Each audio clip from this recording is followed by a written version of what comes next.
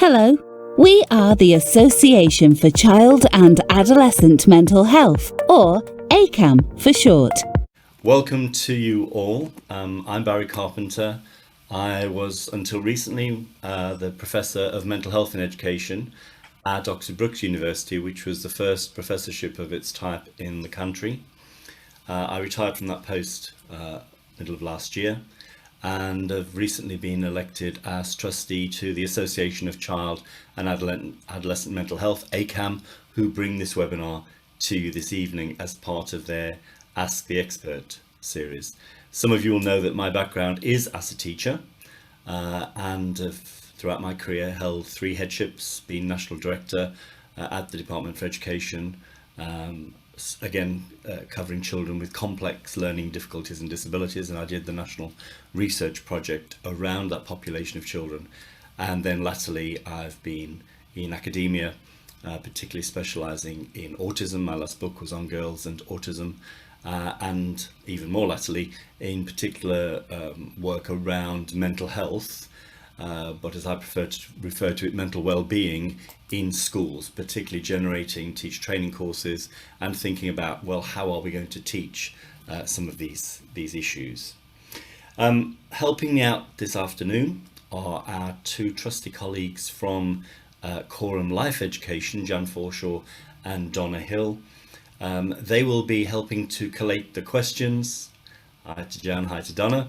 They'll be helping to collate the questions. It would be good if you could make a note of your questions and put them in later as we get towards the Q&A, but some of you will be bursting, I'm sure, and we'll do our best to cope with whatever it is you throw at us. But it's helpful, we've found, to look at the questions and bring themes together, and that way you're all more likely to get answers from our absolutely wonderful speaker this evening. It's my not only pleasure but a real privilege to welcome Professor Mina Fazal. Professor Fazal is the Professor of Adolescent Psychiatry at the University of Oxford, and like our previous speaker, Professor Cathy Creswell, it's been wonderful to have representation from our leading university. Professor Fazal is also a child psychiatrist and is doing work with the Oxford Children's Hospital.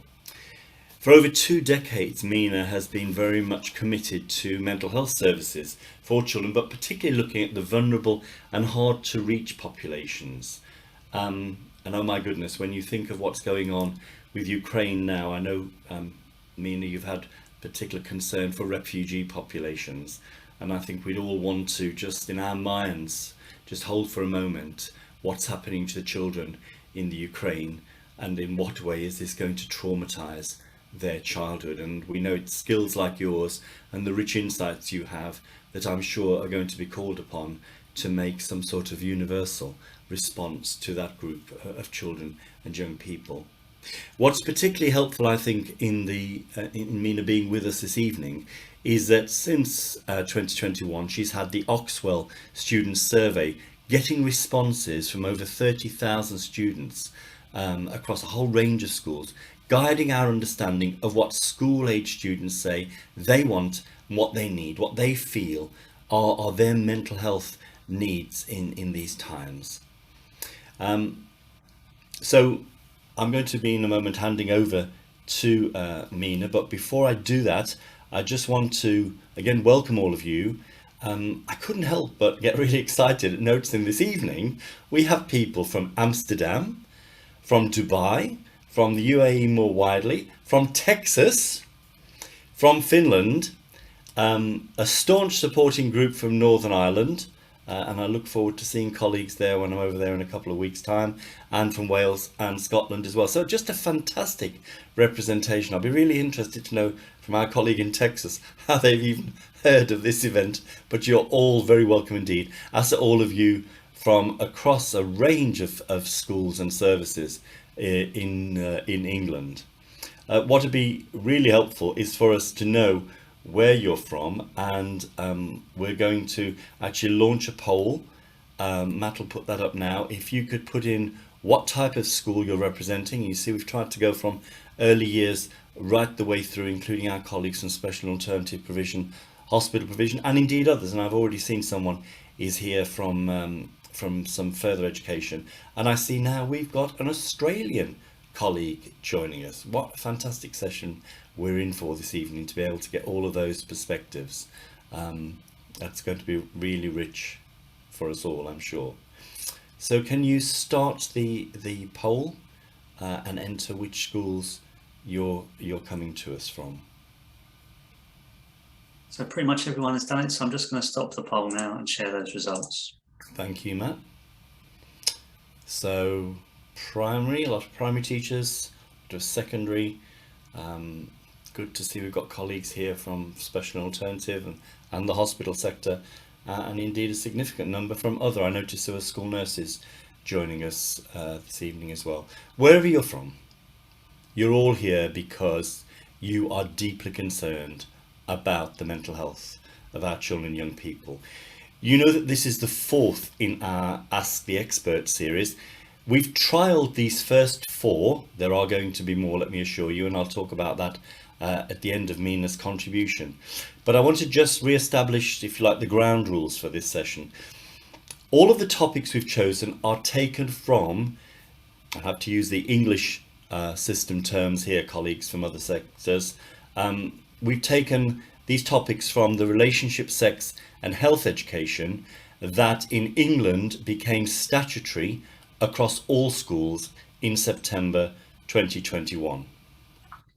What we wanted to do for you at this point, having gone through our trial phase, is to get you an overview, hence the topic that Mina's going to share with you this evening.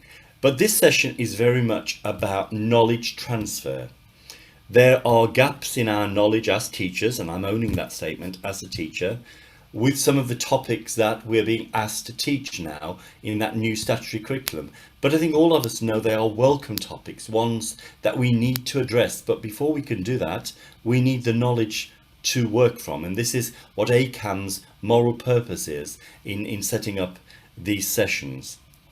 So we won't expect from Mina this afternoon, although she's going to talk, I know, with great passion about children. Please do not ask her questions about how do you teach that, because I wouldn't expect a psychiatrist to be able to answer that question. So really it's the insight she can give us, and then I've got some really exciting news to announce at the end of this session about ways that we will be going forward. We'll appreciate your evaluative comments, and there's going to be opportunities for that. I have to present a paper to the association's board at the end of March to convince them that this has been a worthwhile initiative and that they do really want to invest in more of this. But it's great already. Some of you have passed comments about previous sessions you've been to and how valuable you have found them. So without further ado, it's my great pleasure to hand over to Professor Mina Fazal. Mina, welcome. Well, thank you very much. Thank you very much, ACAMH, for inviting me, and also for all of you for taking time out of, I know, what very busy schedules to join us today. So I'm here for you. Please ask questions to make sure that I'm as of use to you. But I'm going to share my screen now and just a little bit on what I'm going to start to talk about, which is what I've been asked to talk about, this very small topic called mental health conditions in young people, the prevalence, shifts and supports. And I've been given half an hour, so I'm really going to scratch the surface. So many apologies for that.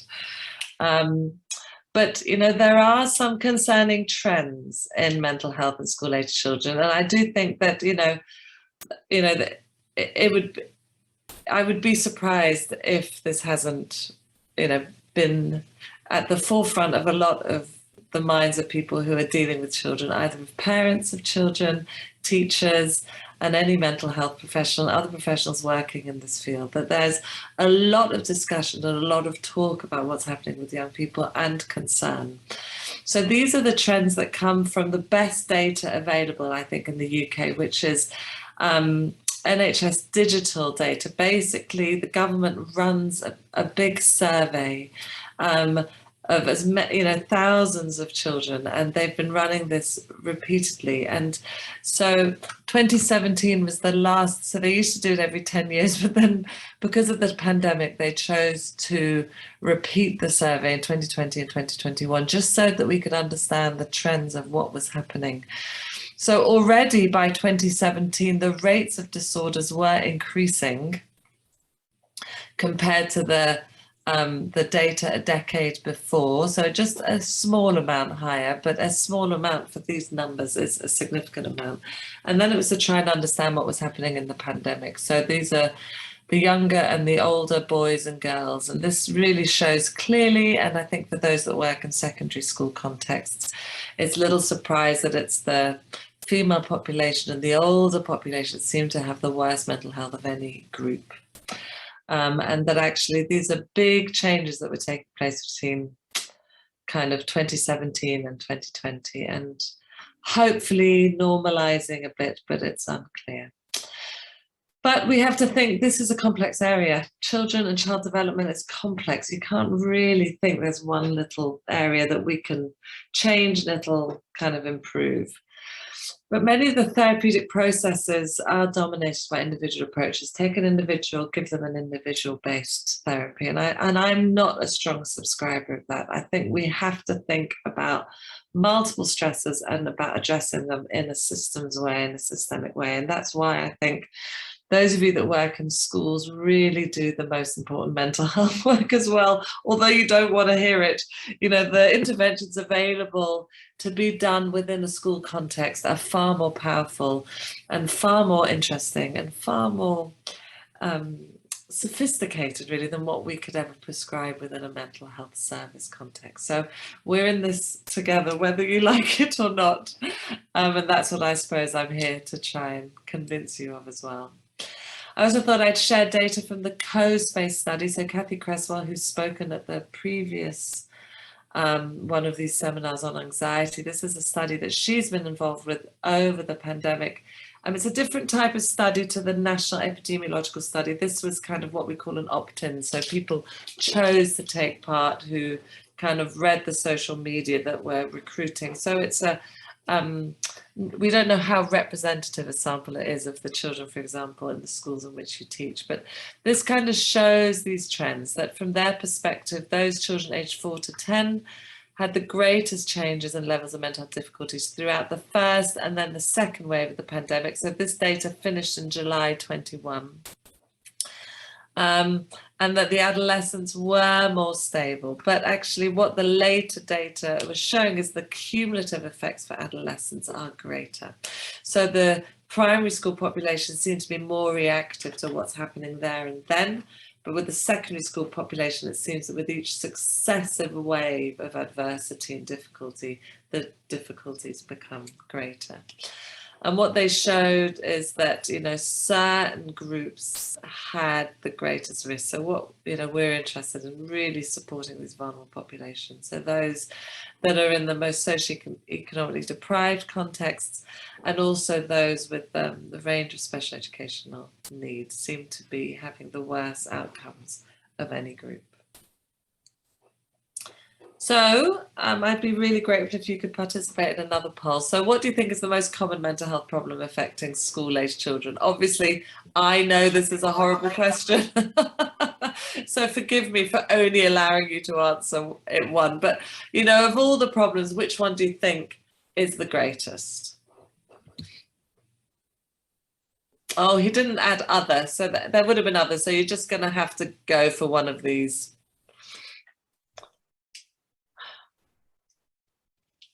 So which one of these do you think? So what are we talking about? I'm just going to end it now. Most people have done this. Thank you. So anxiety problems. So 88% are saying anxiety, behavioral disorders, depression, eating disorders, post-traumatic self-harm. Isn't that's very, very interesting. So, so the answer to this is that it obviously does depend on the age grade. So there are different difficulties that affect the primary school populations to the special educational needs populations within primary, secondary, and then secondary populations. So anxiety disorders do seem to be the most prevalent in primary school populations. And then it does seem from our data that I'm going to show that actually depression seems to become more prevalent and more prominent as you go through secondary schools. Oh.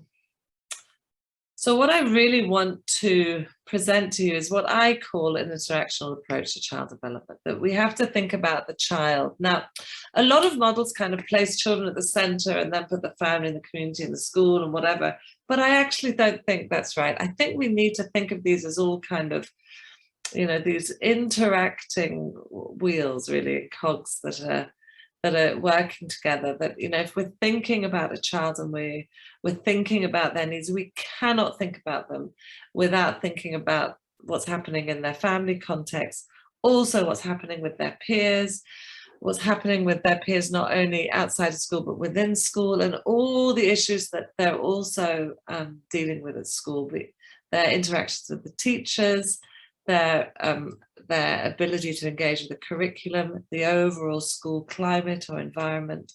There's the whole policy framework and world going on, and then obviously the wider community. And depending on what type of school you have, what type of child you have, what type of family that child has, there are different kind of impacts of the community on that child, and it does seem like the impact of the community is diminishing in some contexts. So I find that a concerning pattern in society, but it does seem to be kind of what has been happening over the last 50 years to the last century, really, that these community contexts obviously changes and depending on where you are. But you know, I would argue that actually the school is, if anything, taking the place as the proxy of what the community used to be. And so we really need to think about the value and the importance of schools, because actually that might be the only place that a family has, or the only institution that a family might have access to. And so we need to think about the roles of schools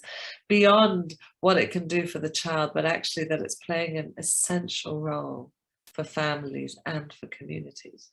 Now, I don't want us to take away from that's the responsibility and role of teachers or head teachers. It's just that the school location, I think, is an incredibly powerful location, and all of us, psychiatrists, all professionals, all third sector organizations working with young people, need to be able to find ways to work within the school location as well. So I do think we need to shift our understanding of how we support schools, how we enable schools to enable other services to work within them. Schools are very, very stretched for resources of space and of time, and you know, a lot of the legalities of letting other individuals in and all of that, which I think has to be addressed, but I'm not going to today. So I'll also tell you a little bit about the Oxford School Survey, which is what Barry mentioned earlier, is a survey that I've been involved with. And I find it so interesting because we're trying to get as many young people as possible to tell us what they think. And we are able to do this on an opt-out way. So the schools inform all parents that this survey will be taking place, and they have the option to opt their child out of it. But if they don't, then every child will be invited to participate, that is in the class, and the child is obviously able to choose not to participate, that's fine, but we feel that we get really good capture then of as many young people as possible. So we ask about up to 350 questions, so it does depend what young people answer. So if, for example, they don't self-harm, they're ticking they're not self-harming, then they won't be invited to answer the 20 questions around self-harm, for example. And last year, over 30,000 students in 180 schools answered this survey. So we have a lot of really rich data now to try and understand what's happening. So this was across Buckinghamshire, Berkshire, Liverpool, Milton Keynes and Oxfordshire. They're completed by those from years 5 to 13.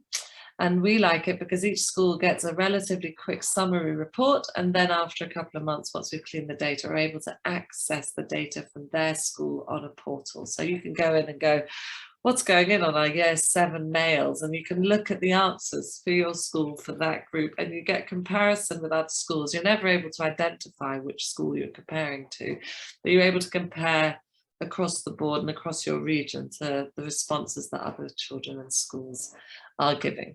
So we're able to ask with all these questions quite a lot about risk behaviours, and we have close relationship with our local authority partners because obviously we're interested in interventions.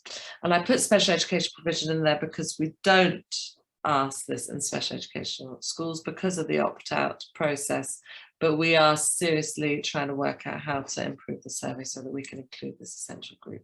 So what were we learning about mental health and wellbeing? So we use a questionnaire called the WEMWEBs, which is a very well validated, used a lot questionnaire on wellbeing. Green tells us high wellbeing, red is low well-being, and the orange in between is moderate. And if you look across the bottom here, these are the different year groups from years 5 to 13. And last year, look at what how the young people were falling in this questionnaire. So we would probably be expecting probably 10% more, I think, falling in the high from previous years compared to last year. So these are concerning rates of young people falling in a low wellbeing category. So our years 11 and 13 data aren't great, so I don't want you to focus too much on that because those were exam years and this was done in the summer. But look at this. So in the year 12, almost half of the children are falling under low wellbeing data. And, you know, is this anxiety, depression? Well, look at this. So the ACAMH is a questionnaire that CAMHS uses, so Child and Adolescent Mental Health Services use. And this is a clinical cutoff. So, you know, about 1 in 5 children are falling in the clinical range. And we looked at this in a bit more detail to see if it was anxiety and depression. And actually, it's equal anxiety and depression in the lower years, and it's more depression and anxiety in the high years. And that was not what I had predicted. So I would, like you, have predicted this was mainly anxiety, but actually what we're seeing are concerning trends of increasing depression amongst these young people. But it's not straightforward, the picture. And in the first lockdown, and this is a paper we published last week, we asked young people, you know, compared to before lockdown started, are you happier? And the green here is saying they're feeling better. The yellow is the same and the red is worse. So not all children. Like, I do think the pandemic has raised incredible complexity and suffering for very large groups, and especially our most vulnerable population. So our data shows that the young people who were in touch with mental health services before the pandemic were doing worse during the pandemic, that as with the Cospace study, those in more socioeconomic deprivation. But it is not straightforward because a third of young people in the first lockdown, and that might have changed in subsequent lockdowns, were actually saying they were doing better. And so what can we learn about kind of education, how we're teaching, what young people want with regards to that? And what we did was we also looked at, you know, the picture during the pandemic was also not straightforward because not all children were at home. There were some children that were attending school because they had key worker parents, or they were falling in categories that were permitted to continue to attend school. So we kind of broke this data down on, you know, whether they were attending school in the lockdown, or not at all. And so you're seeing that it's sort of not dissimilar rates. So about a third of children, whether or not they were not attending school or falling in the more vulnerable categories of attending school, were, you know, saying that they were doing better, and similar numbers saying they were doing worse. So I do think we shouldn't lose that opportunity and that perspective to try and understand what was going on. So our impression in mental health services, I work in a children's hospital, is a lot of the children on the autism spectrum were thriving, not having the pressures of wearing school uniform, of being bullied at school, of dealing with the lack of predictability, well, you know, within the school day, and we're finding it easier to be at home. For other children who are more anxious, they might rather be at home, but we sort of know for their long-term well-being, even if they prefer to be at home, it's very important for them to be exposed continuously to going out, to being with their peer groups, learning in that context. And so just because a young person says they're happy doesn't necessarily mean that the long-term that's better for them. So I do think it's an interesting and complex picture. What are they telling us about loneliness? And I really think for schools, this is, for me, the really, really interesting thing. So how often do young people right now say they feel lonely? And look at this. You know, up to a quarter of children in year 12, 10% of those in primary school are saying that they often feel lonely. And I think this is kind of a key, because the more we're starting to learn about drivers for poor mental health, loneliness seems to be coming up, you know, when it comes to depression, when it comes to self-harm, when it comes to anxiety disorders. That actually this is, you know, it might be that if you're depressed, you withdraw from social interaction, you feel more lonely, but it might be that if you're struggling to interact with a peer group, you then become more isolated, and that might lead to depression. So obviously, these are what we call in our work associations. It doesn't mean that one causes the other, but you cannot ignore the fact that this is, you know, often to be saying that these young people are feeling lonely is of great concern. And I honestly think that schools really can play an essential role in this through the way teachers structure their lessons and their the opportunities young people have to interact, through the ways that structured and unstructured activities can be offered, through the opportunities now, hopefully with many of the restrictions easing, that children are able to interact across year groups and also within their year group. You know, a lot of young people say the thing they dread most when they go to school is the teachers going, okay, go into pairs and just talk about this or do this. And, you know, for an anxious kid or for a child that feels lonely or feels that no one likes them, that is the most frightening thing. But a teacher who kind of knows their classroom and is able to put, you know, Johnny, who's really struggling, with Jack, whom they've never ever spoken to, but actually you think they might actually get on, and enable them to find a space to build an authentic interaction, an authentic relationship. Actually, only teachers can do this. It's almost impossible for me as a psychiatrist in a remote clinic to prescribe anything like this, to enable them to do sport or to do some creative activity or to do some service activity with others, and to be able to build their social interactions and relationships within that context is likely to be a very powerful way to address loneliness. So I often kind of have closed door discussions with head teachers in Oxford and just say, look, you know, I understand you have attainment issues. You have, you know, you're assessed on the attainment of young people in your schools, and there are often, you know, parents also very concerned about the learning objectives of their children. But actually, you know, deep down, you do know that it's really important that these kids just learn to get on with each other and find ways and spaces to do that, and just enable that to happen, and, you know, have the strength to do it. Okay, we asked about worries. I thought I'd share some of this because it's really quite interesting. So we asked, to what extent do you worry about the following? My appearance, how I look and what I wear. Now look at this. So we asked the males, females, and we've got a category this other, but I don't want, it's a very, very, because we try and keep this data anonymous, it's not a very good category other, because we don't really understand who falls in that group, because our ethics doesn't allow us to look into that in detail. So I'd ask you just to focus on the male and female, and then these are the different year groups. But look at this. So apologies, the colours aren't great here, but we have over 50% of females saying they are extremely worried about their appearance, and up to 75% saying they are worried or extremely worried about their appearance, and it's almost 50% of males. And I think that is an astronomical number, and very concerning.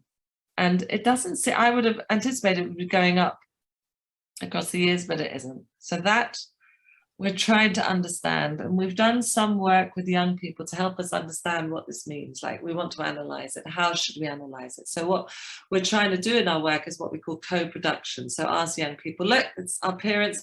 How should we look at the data with regards to appearance? And a lot of this is coming down to bullying. So young people are worried about their appearance to prevent being bullied, which was quite interesting. So how worried are you about doing well at school? So again, kind of high numbers about worried about doing well at school and the impact of the pandemic on that.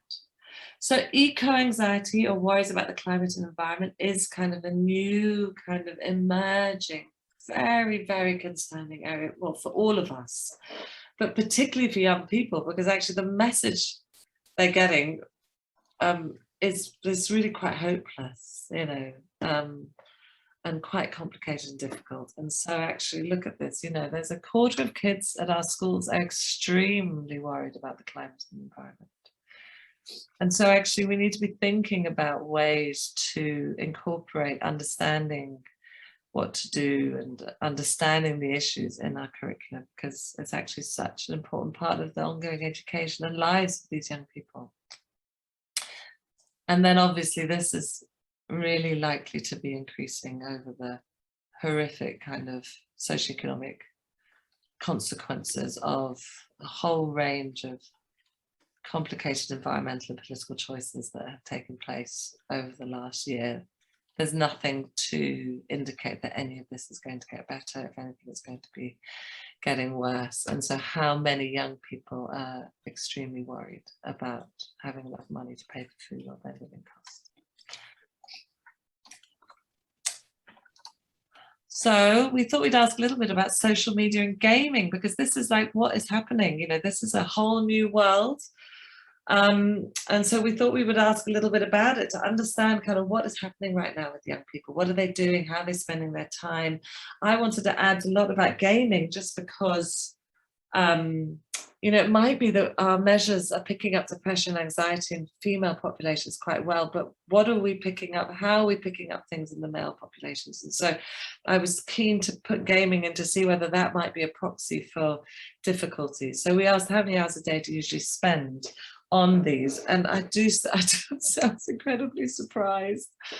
So this in red is 4 hours or more. Now the actual validator questionnaires finish at 3 hours or more, and we just decided to add another category of 4 hours or more. We should have done 5 hours or more, I think, but look at this. So this is up to 50% of kids in some schools are saying that they're spending 4 hours or more playing games on a computer or games console, 40% on social media. So we're starting to look at this to really understand it, but we're trying to understand what's happening with mental health and well-being. Like clearly this is not all bad, you know, so playing games on a computer, a lot of young people are learning to interact, are learning skills.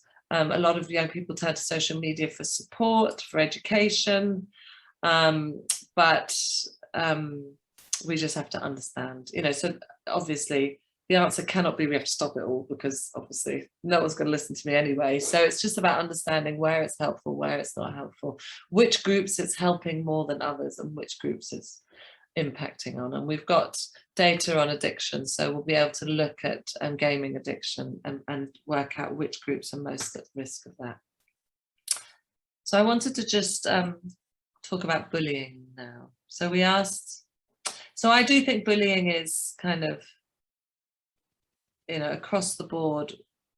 If we want to help the mental health of young people, if we can tackle bullying, we will dramatically improve the experience, not just of children at school, but their life. We know that the lifelong implications of being bullied at school are dramatic.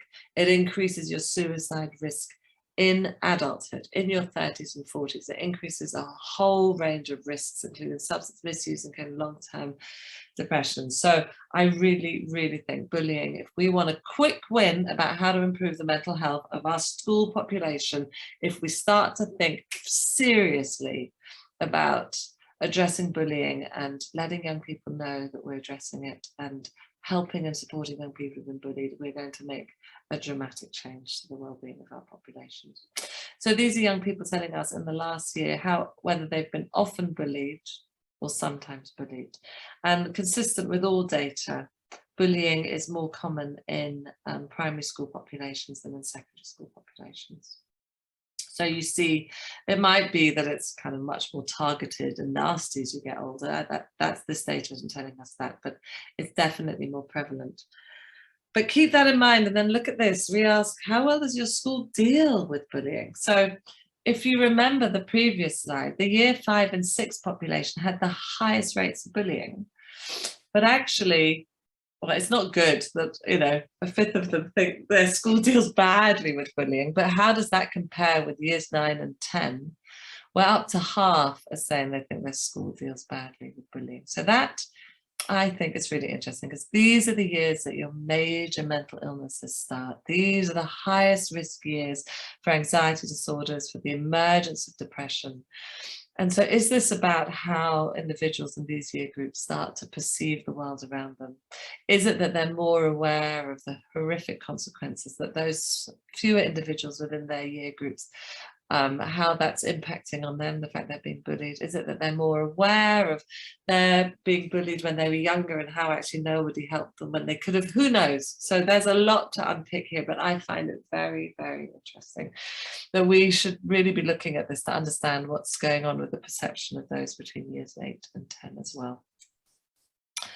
So then I'm very, very interested as a psychiatrist and working in schools in how we provide support to young people. So, you know, how easy is it to access support at your school? So just thinking about mental health interventions, which is what I'm interested in, you know, we have to think about who gives an intervention. So whether that's kind of within the school or without the school, external to the school. So I think all of these, and this is a, you know, there are lots of groups that I'm missing here. So these are just broad categories, but, you know, mental health support can come from peers to kind of mental health services, the whole range in between. And then to whom should we give those supports, like to the whole school or to just the classroom or just the pupils at risk or those pupils with the diagnosis, or actually should we just bring their parents in? And then what should we do? And then what I call kind of important systemic issues around consent and the evidence base, and who should pay for it? Is it health? Is it education? Is it health? Is it education? Like no one can decide. And so actually we don't move forward. And these arrows just kind of show the areas that I've been involved in looking at and working at, because I'm just so interested in this area. So we asked the young people. So remember, this is 30,000 kids answering this question. How easy is it to access mental health support at school? So kind of around half are saying it's easy, 1 in 5 around are saying it's difficult to a quarter. We asked, you know, if you did access mental health support, who would you go to? So those are from years 5 to 7, and these are years 8 to 13, because 5 to 7 have the same questionnaire and 8 to 13 have a different one. So they're saying the younger years, they'd go to another adult in the school, their class teacher, teaching assistants, and other mental health workers who visit the school. So look at that, kind of how important these adults are and these class teachers are. For the secondary school populations, so this is obviously very, very different per school, because some schools have EMHPs, for example, other schools have school counsellors, but this was kind of just bringing all of the data together, what was shown.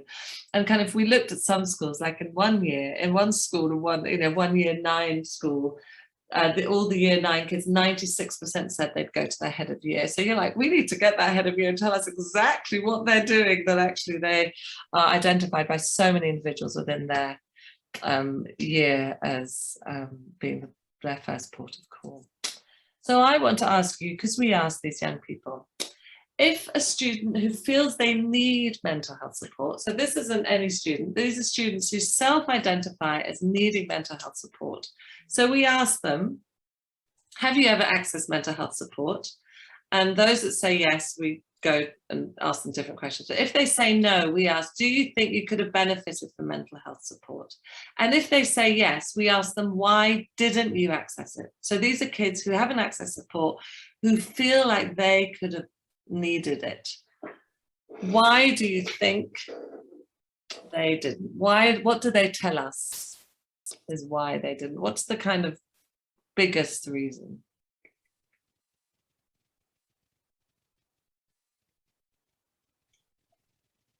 Come on, everyone, don't be shy. We can't see your answers. It's okay. It's just your guess of what the young people said. So that's most people now. So I'm just going to close this one now. So a third of you said didn't want your parents to know, 10% school, 10% strangers, didn't know who to ask, and didn't want other children to know, and long waiting lists. Great. So let me show you what our young people said, which is not too different to that. So we actually, our young people could tick more than one box, but that's right. So from our data, 62% ticked that they didn't want their parents to know as the main reason why they didn't access support. 44% said they didn't, excuse the typo, want the teachers to know or didn't want to talk to strangers.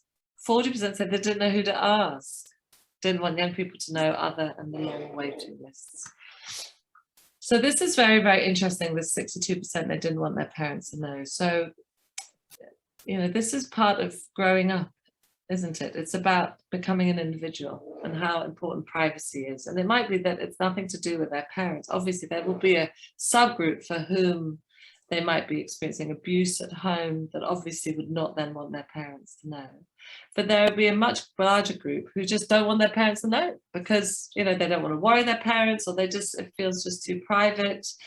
And so actually what we've done in the way we set up services is I do think we make it quite difficult to reassure children that we won't tell their parents, because actually the first thing we say is, if you tell us anything concerning, we will tell everybody. Well, not everybody, but we'll let services and parents know. So I think we have an opportunity to reflect on this, and I'm doing a big piece of work around this. So I'm just going to rush through now the last few slides so we have time for questions. But we did ask about concentration post-lockdown, and we've just finished an analysis looking at those who say they definitely had COVID or probably had COVID versus those who don't think they had COVID, and how it's affected a whole range of their cognitions, but I'll show you the concentration.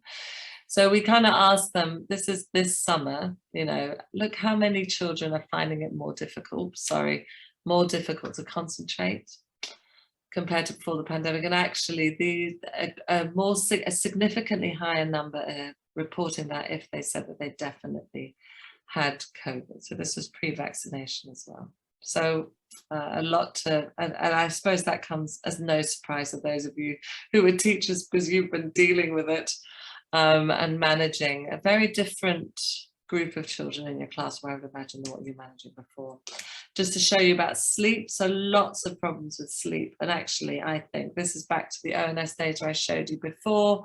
Sleep, again, I think is a really, really good one for schools to focus on, because actually it's a very non-stigmatizing way to address a whole range of mental health problems, because almost every mental illness impacts on ability to sleep, but there's also a whole range of other reasons why young people can't sleep. But learning how to sleep is a lifelong skill, and so we're trying to develop a whole range of package of interventions for schools across age ranges, for families, for teachers, to teach across different lessons around how to sleep, what's the best way to sleep, what you need to do, and how it's impacting you, because so many young people are falling into kind of a possible or probable disorder.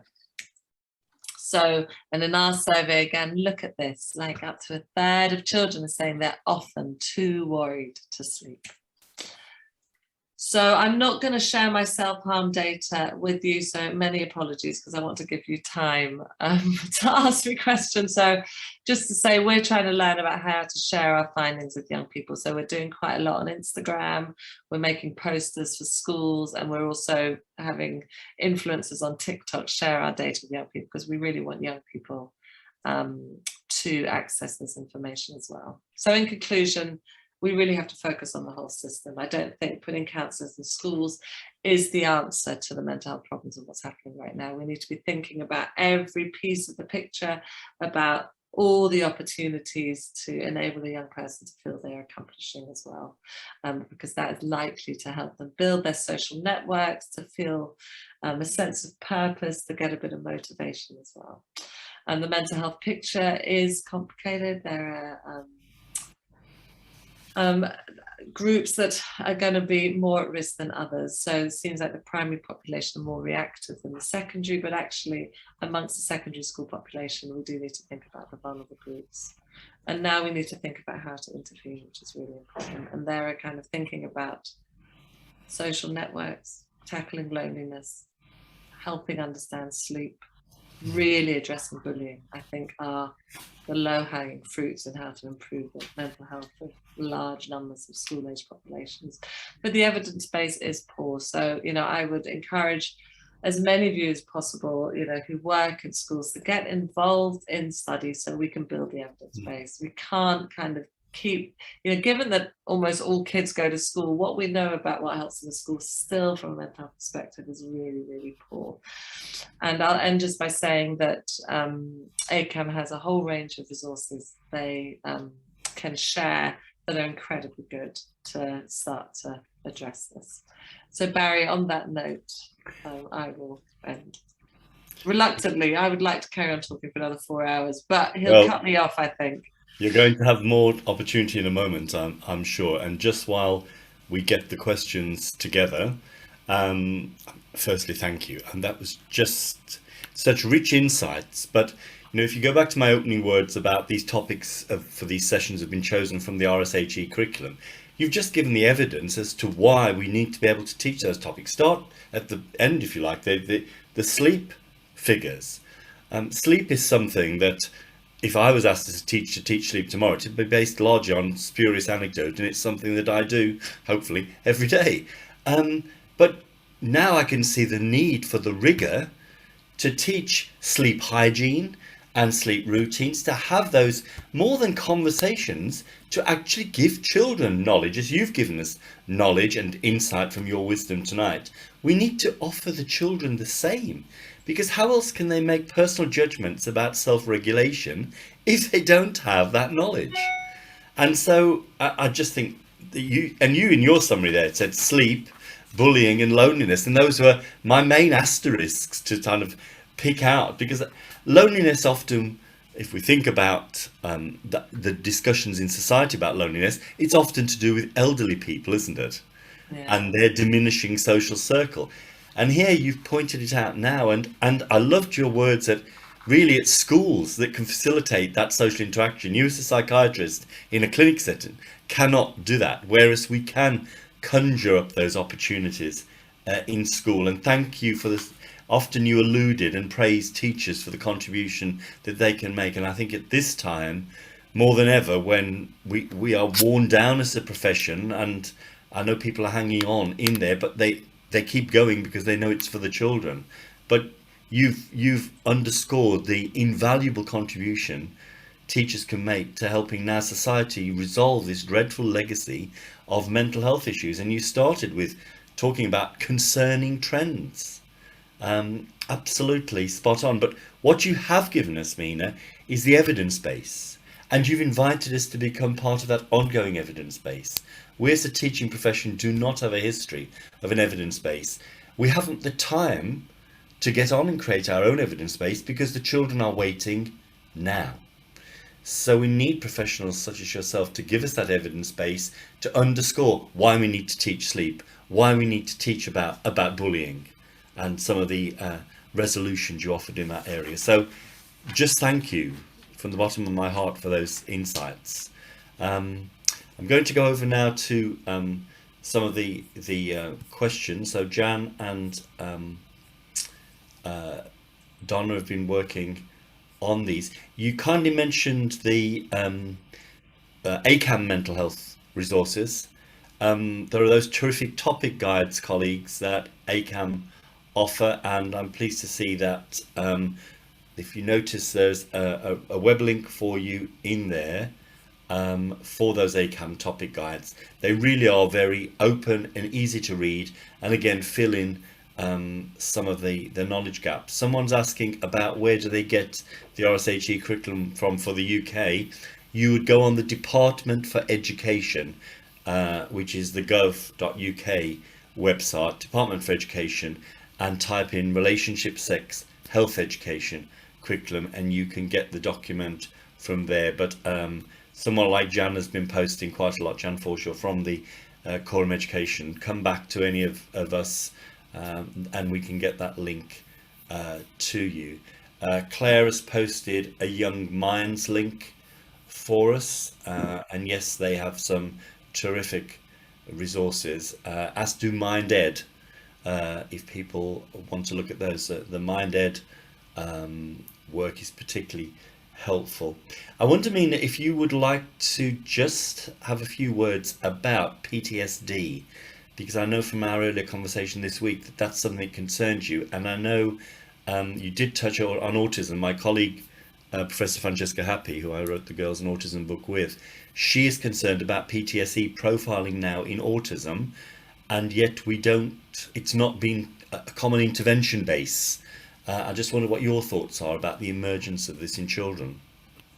Post-traumatic stress disorder is what Barry's asking about. So, well, I have a very big interest in PTSD, because I think what seems to be, so post-traumatic stress disorder is one of a whole range of sequelae following exposure to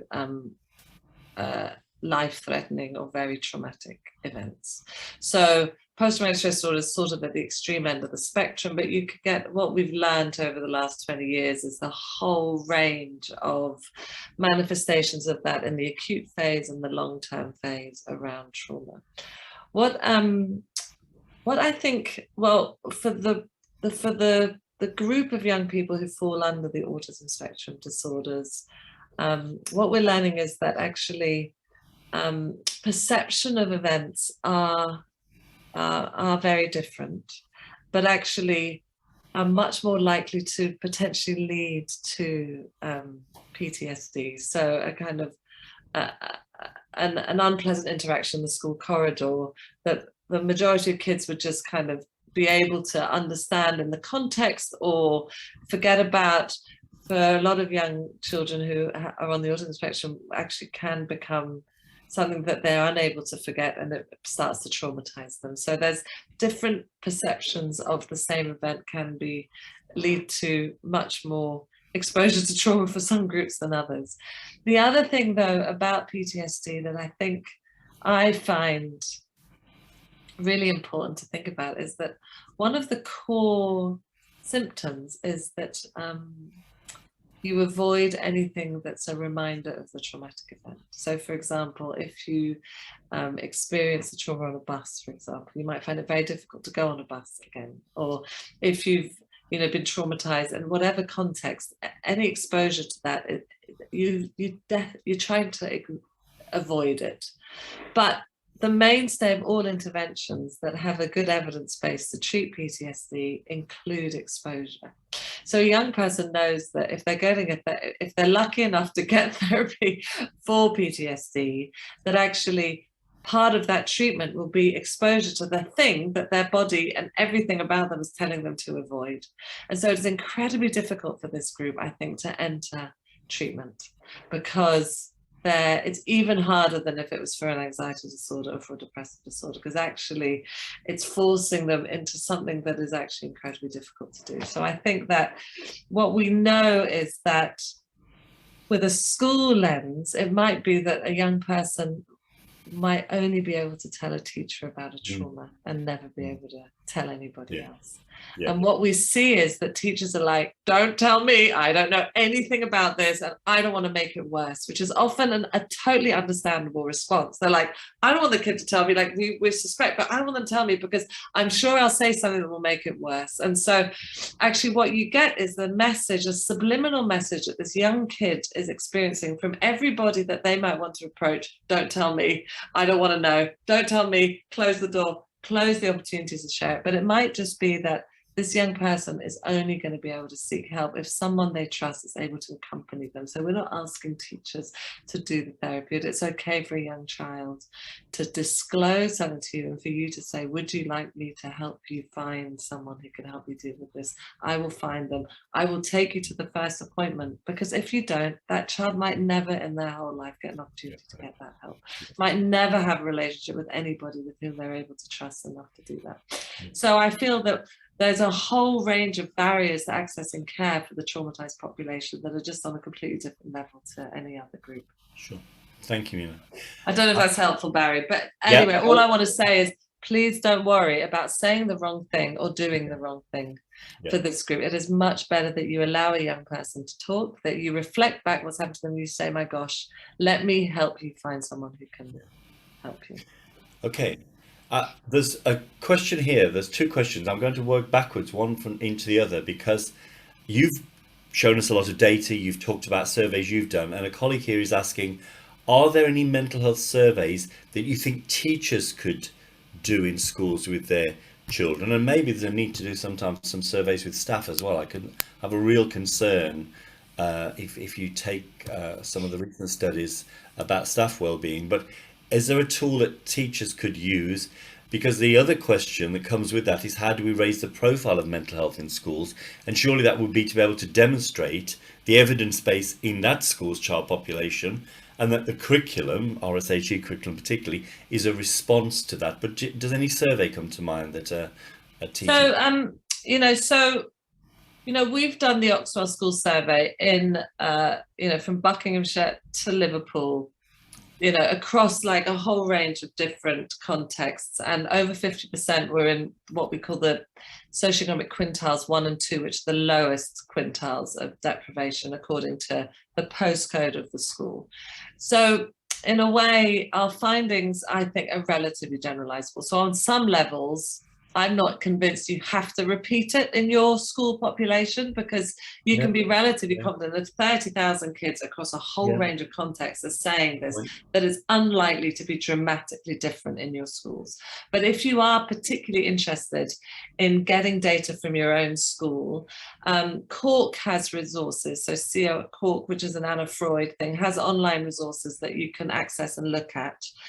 We're repeating the Oxford survey in February 23, so you could get your local authorities to come on board and do that, because we're interested in the whole region, the whole schools. And I think that's the type you really want to get kind of substantial data if you want data, rather than a superficial quickie. So I think there's enough data already out there that I think is generalizable to your context. Obviously, it might not be the case for those that are not in the UK. So apologies for those that are further afield. But a lot of the data and surveys that we've used are freely available. So it depends what you're interested to look at and do, but kind of take a look at what we've done at Oxford. Get in touch with me, because it's a very difficult question to answer, given it's unsure what you want to do. But I think for teachers, there's a lot also thinking about, of course, the well-being of a whole range of professional groups, of which teachers is one, and not to underestimate the impact of what's been happening on these groups as well. Absolutely. So I think I've heard you say there, you're quite happy for teachers listening in this evening to go back and share your data with colleagues. Absolutely. This is probably our children in our school too. Yeah. Not worried. Yeah. There have, while you've been talking, however, been individual colleagues recommending things they are using, such as PASS from GL assessment and a child outcomes piece. And you mentioned Cork, and that's so from Anna Freud as well. So that's good. And we've just posted the links up for your Oxwell study. Yeah. So, but again, like, there is enough data out there now. You can just be confident that this is likely to be relatively similar in your context. That's great. That's great. Okay, so there's been one on from an early years teacher, particularly about separation anxiety, but I've heard lots of other teachers say that in children you don't normally see that separation anxiety. They become so confident in going to school that post-pandemic the return to school has, because they've been so intense in their home environment, has given rise to separation anxiety. They're just asking if you've got any words of advice on that dimension.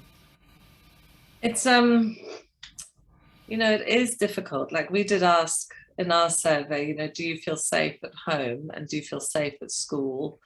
And looked at kind of the responses of children to that. And then obviously school safety became really complicated around exposure to COVID rather than exposure to bullies, which is how it was originally intended, that survey, when we did it before the pandemic.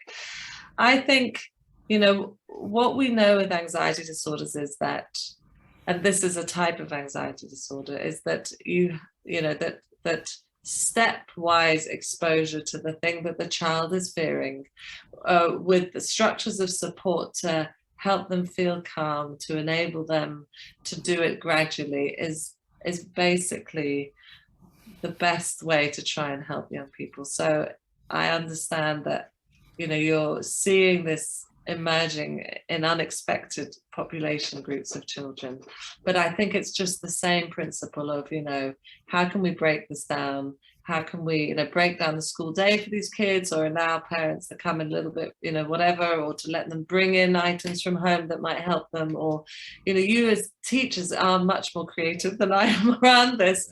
But I think this is also where you just have to share ideas with each other. So, you know, we get so much from teachers just saying, look, this helped this kid, I don't do that kid, that we have to just be, you know, I find I'm doing this all the time in my clinical work. I feel I have to model to everyone how I really am clueless about most things and I need help about what to do, because it's actually the truth clinically. You know, I don't know what to do, but I find that so many of my colleagues much more junior to me will never come to the group and say, I don't know what to do with this. So I do think let's just learn the skill of just asking each other constantly for ideas about what to do, because one of the ideas might help the kid, because they're all so complex, these children. They all have a whole range of different things, and it's really impossible to know which one of, you know, it might be that none of the 3 ideas you've got are going to help, but there are 75,000 other ideas, or else the staff in your school or your context. So I think we have to also learn to use our networks of professional support, and to just say, I don't know what to do, help me, and not worry about it. And I do it all the time, because I honestly don't know what to do, but it's actually kind of a way that we learn our skills as well. So all I'm saying in answer to your question is, it's difficult, but if the things that you've tried don't work, because I'm pretty sure there are some teachers out there who might have other ideas of things that have worked for them, and we just don't know which one of these ideas is going to help this kid, so we need as many of them as possible. And you're absolutely right there about ideas. I'm just looking at a question here from Pamela Bowman about sleep strategies. Pamela, can I recommend you have a look at our webinar 2 on sleep, because that was really full of ideas, and since then we've actually written, Jan Forshaw has led on this with Joan Gray, something that's going to be published on sharing sleep strategies with parents, and that will be out shortly. And then Sarah Jane Critch is asking about anxiety, as are lots of other people. Please go and look at that last session with Professor Kathy Creswell, whose work Mina has cross-referenced, and she did that session with Helen Manley, who was formerly a primary teacher, now doing her DPhil with Kathy Creswell. So we actually got some real insights into what to look for in classrooms as well. I'm going to pull the question part to a close now. Mina, thank you so much for what you've shared this evening, and the effort and energy you've put into preparing that for us. We really are very, very grateful indeed. You are most welcome, because honestly, I think teachers, you're just doing an unbelievably important job, not only for the academic education of our children, but also for their mental health and well-being. So I'm incredibly grateful. Thank you. If I could have the slides back up now, and colleagues, in a moment we are going to be asking you for your feedback, and that's really important, because these have been trial sessions. If we don't get your feedback, we have nothing to take to the board at the end of this month. And I really want to make the case as to why these sessions, why we've got this rich opportunity to listen to someone like Mina Fazal. It's just absolute treasure that we would, I do have to thank Zoom, I suppose, really. We now have these opportunities to network in quite this way. So it's my very great pleasure to share with you our ideas on taking this mental health in schools initiative forward. We're still going to use RSHE as the impetus, because it's statutory, because it has to be done, and if it is statutory, it's going to be Ofsted inspected, and we want you to be the best that you can be when that happens to you. But we want you to be the best you can be because the children need it, as Mina has underscored hugely in what she said to us this evening. So we're planning 6 further Ask the Expert sessions, and I'll give you the list of those in a moment, to get this knowledge transfer that's research informed, that's evidence based. And again, you've seen the richness of that in Mina's presentation. But I'm delighted to say that we have, and we wanted to do this from the outset, but there's only so much you can do at once, is to look at the pedagogy. Okay, so we've heard from Mina, for example, this evening, how do we go forth and teach some of those things? And so I've been working with several organisations in terms of negotiation, but we have actually now entered into partnership, a development partnership, with the Chartered College of Teaching, who are going to develop 10 webinars on pedagogy in practice. They are going to be child-centred, they're going to be learner-focused, taking into mind our statutory requirements as teachers. They're going to look at innovative practice, because teachers are pulling together new and emergent pedagogy, and look at whole school processes and approaches too. And that's been a theme in the questioning this evening. Next slide. Could I have the next slide, please? So these are the topics. And so the 4 that we've already covered, from anxiety, screen time, sleep, and Mina's tonight, there will be 4 parallel pedagogy in practice webinars developed to act as companions to those 4. And what the Chartered College are going to do, because we've had the opportunity to trial and adapt and modify as we've gone through the 4 sessions to get the pitch right for teachers, they too need the same process. So they're going to actually work on sleep and anxiety, and we'll be presenting those webinars in the next term, again very much looking for the feedback of participants. And then you can see the other topics, again taken from the RSHE curriculum, that are going to complete the set of 10 webinars that will be available to you. And so for each of the 10 topics, there will be eventually an Ask the Expert knowledge transfer webinar, as you've heard this evening, and then a companion pedagogy in practice. These are the ideas for teaching. These are the ways to go forward in your school, in your classroom. There's going to be an opportunity at the end of that for an accreditation, which is DFE approved, which is an evidence-based, inquiry-focused short accreditation piece, probably based on reflection and portfolio evidence, that the Chartered College of Teaching holds this particular qualification, and that will be offered as well.